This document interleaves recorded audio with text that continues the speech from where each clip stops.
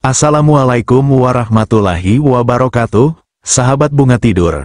Hari ini kita akan membahas kisah menarik, rahasia Al-Quran, kisah biksu yang meninggalkan vihara untuk Islam. Namun sebelumnya saya meminta kalian untuk menulis sholawat untuk Nabi Muhammad, agar kelak sholawat ini menjadi saksi mendapat syafaat di akhirat. Like dan subscribe ke channel ini. Terima kasih, mari kita simak.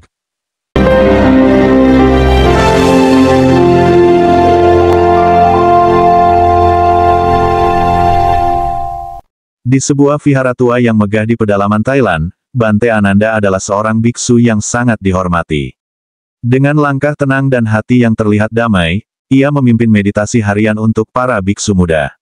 Namun, di balik wajah yang terlihat tenang itu, hatinya sering dirundung kegelisahan.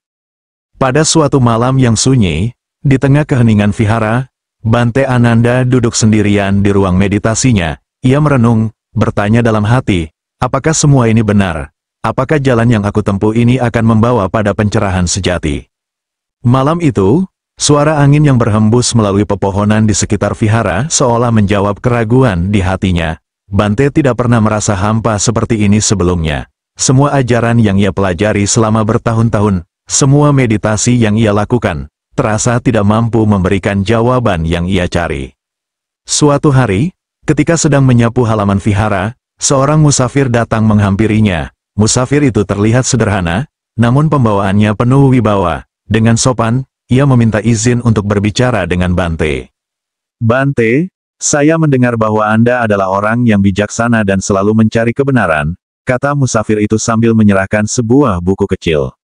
Buku itu adalah sebuah Al-Quran dengan terjemahan bahasa Thailand. Bante menerima buku itu dengan ragu. Tetapi rasa ingin tahu di hatinya terlalu besar untuk diabaikan. Setelah musafir itu pergi, Bante membawa Al-Quran ke ruangannya dan mulai membuka halaman pertamanya. Saat membaca surat Al-Fatihah, Bante merasakan sesuatu yang berbeda. Setiap kata terasa hidup, seolah-olah berbicara langsung ke hatinya. Ketika ia sampai pada surat Al-Ikhlas yang mengatakan, "Katakanlah, dialah Allah, yang Maha Esa. Allah tempat bergantung segala sesuatu. Dia tidak beranak dan tidak pula diperanakkan, dan tidak ada sesuatu pun yang setara dengannya." Air mata perlahan menetes dari matanya. Kata-kata itu begitu sederhana namun dalam, menjawab keraguan yang selama ini ia simpan. Bante merasa bahwa konsep ketuhanan yang selama ini ia yakini tidak lagi masuk akal baginya. Hari-hari berikutnya, Bante mulai membaca Al-Quran setiap malam. Ia menemukan ayat-ayat tentang penciptaan manusia, alam semesta, dan kehidupan setelah mati. Semua yang ia baca terasa seperti potongan puzzle yang akhirnya menyatu dalam pikirannya.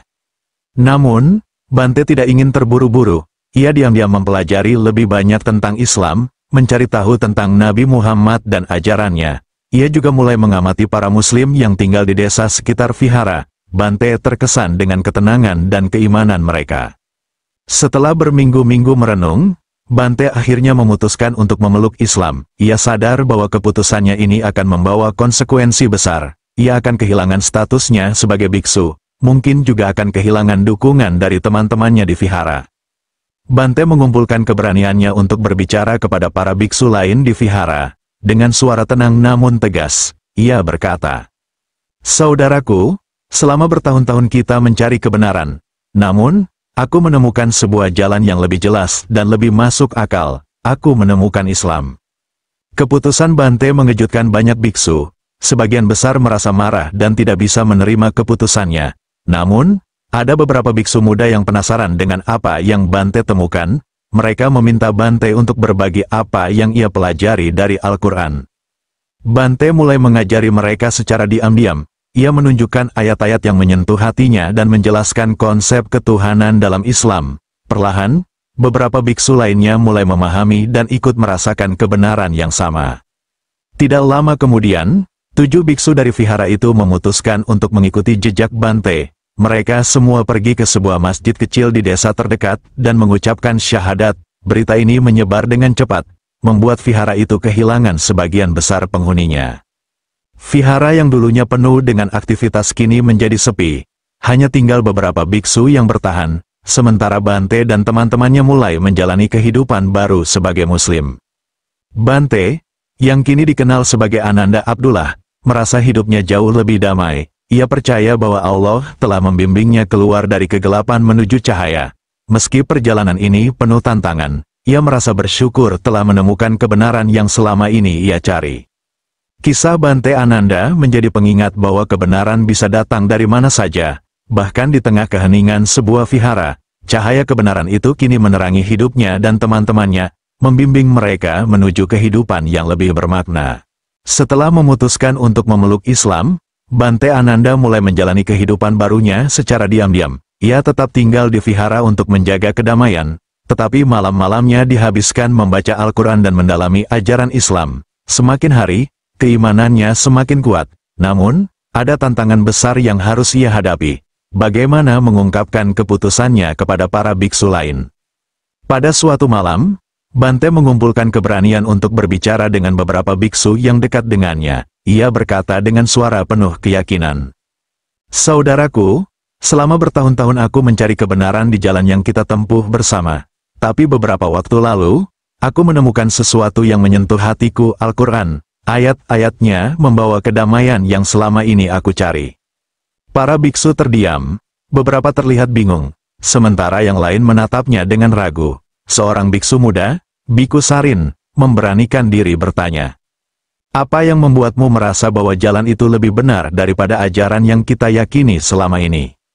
Bante tersenyum dan menjawab dengan lembut, "Al-Quran menjelaskan Tuhan yang esa, tanpa sekutu, tanpa perantara. Konsep ini begitu sederhana namun begitu dalam.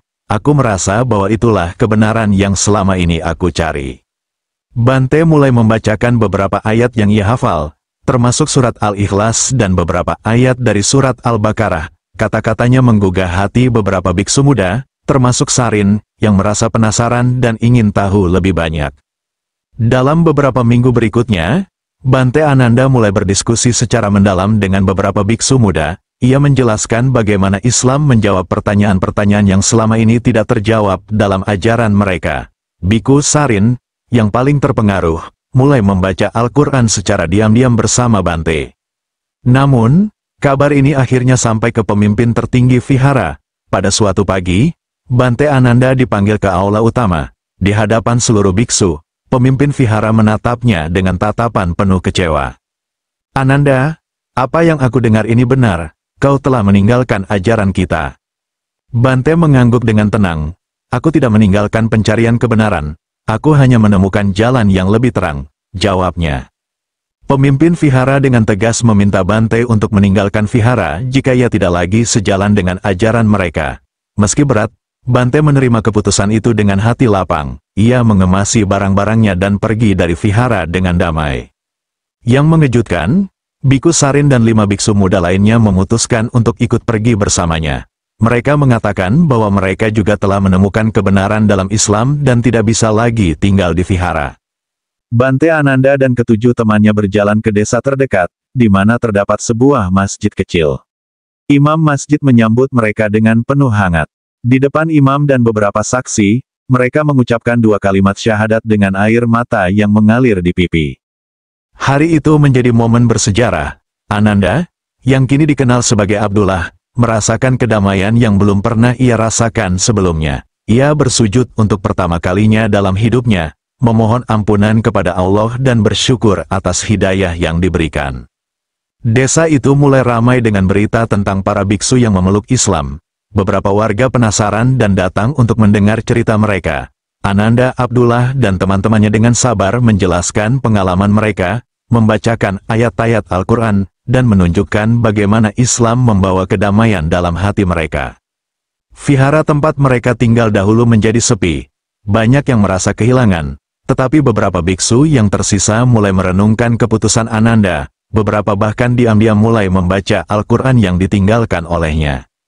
Ananda Abdullah dan teman-temannya kini hidup sebagai muslim yang taat. Mereka mendirikan madrasah kecil untuk mengajarkan Islam kepada masyarakat sekitar. Meski perjalanan mereka penuh tantangan, mereka merasa bahwa semua itu sebanding dengan kedamaian yang kini mereka rasakan.